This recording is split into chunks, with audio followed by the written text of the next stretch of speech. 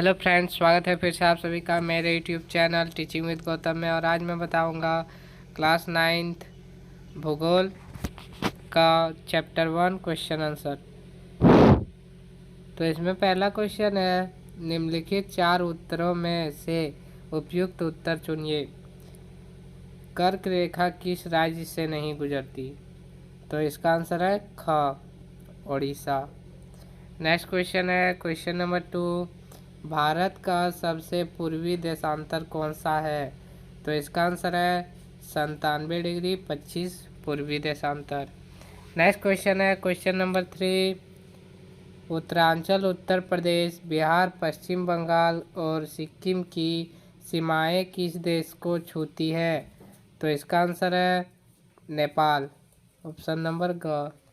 Next question है question number 4, ग्रीष्मावकाश में आप अधिकवारती जाना चाहते हैं तो किस केंद्र शासित क्षेत्र में जाएंगे? तो इसका आंसर है लक्षद्वीप, क्योंकि लक्षद्वीप की राजधानी क्वारती होती है। नेक्स्ट क्वेश्चन है क्वेश्चन नंबर 5, मेरे मित्र एक ऐसे देश के निवासी हैं जिस देश की सीमा भारत के साथ नहीं लगती है। आप बताइए वह कौन सा देश है? तो इसका आंसर है ख, तजिकिस्तान। नेक्स्ट है क्वेश्चन नंबर 2, निम्न प्रश्नों के उत्तर संक्षेप में दीजिए। इसमें पहला क्वेश्चन है, अरब सागर तथा बंगाल की खाड़ी में स्थित द्वीप समूह के नाम बताइए। दक्षिण में कौन कौन से द्वीपीय देश हमारे पड़ोसी हैं? तो इसका आंसर है अरब सागर में लक्षद्वीप समूह तथा बंगाल की खाड़ी में अंडमान निकोबार द्वीप समूह, दक्षिण में श्रीलंका और मालदीव हमारे पड़ोसी द्वीपीय देश है। नेक्स्ट क्वेश्चन है क्वेश्चन नंबर 2, उन देशों के नाम बताइए जो क्षेत्रफल में भारत से बड़े हैं। तो इसका आंसर है चीन, ऑस्ट्रेलिया, ब्राज़ील, संयुक्त राज्य अमेरिका, कनाडा, रूस क्षेत्रफल में भारत से बड़े हैं। नेक्स्ट है क्वेश्चन नंबर 3, हमारे उत्तर पश्चिमी, उत्तरी तथा उत्तर पूर्वी पड़ोसी देशों के नाम बताइए। तो इसका आंसर है हमारे उत्तर पश्चिम में पाकिस्तान तथा अफगानिस्तान, उत्तर में चीन, तिब्बत, नेपाल एवं भूटान तथा उत्तर पूर्व में म्यांमार तथा बांग्लादेश स्थित है।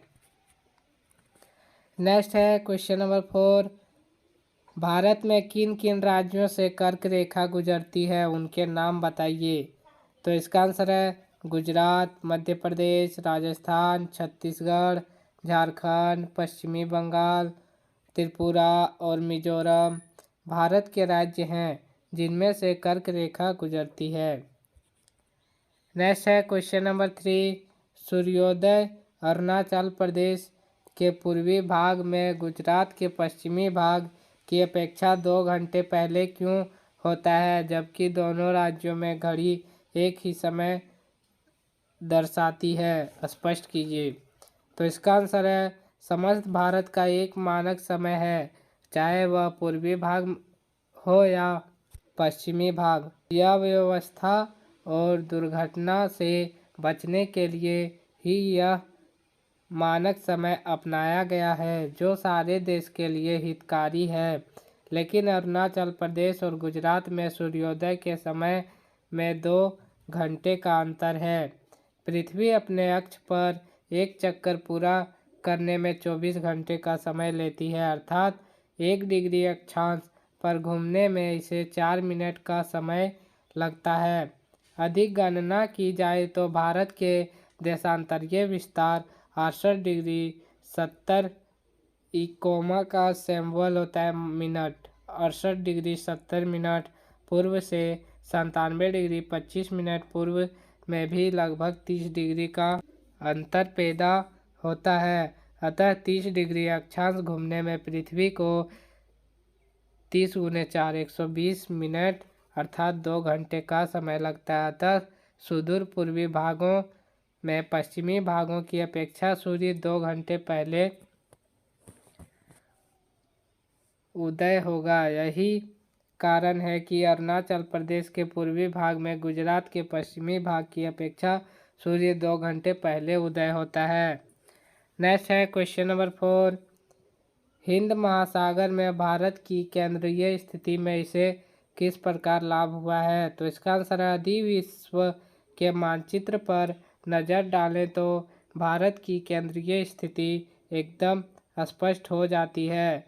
भारतीय उपमहाद्वीप 3 ओर से समुद्र से घिरा हुआ है और ख़ास तौर से हिंद महासागर में तो इसे केंद्रीय स्थान प्राप्त है, जिसने इसे विभिन्न प्रकार से लाभान्वित किया है, जो इस प्रकार है।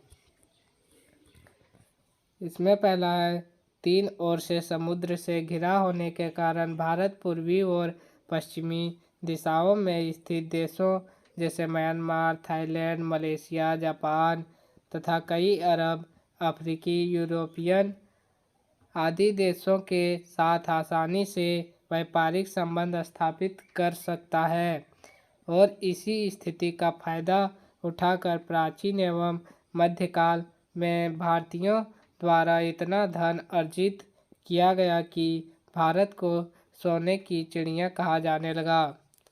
नेक्स्ट है दूसरा लाभ, दूसरे भारतीय लोग अपनी समुद्री स्थिति के कारण न केवल अन्य देशों से व्यापार करने में सफल हुए, अपितु श्रीलंका, इंडोनेशिया आदि विभिन्न देशों में अपनी बस्तियां भी बसाई, जिसमें भारतीय बौद्धिक, आध्यात्मिक और मनोवैज्ञानिक ज्ञान का प्रचार प्रसार अन्य देशों में हुआ।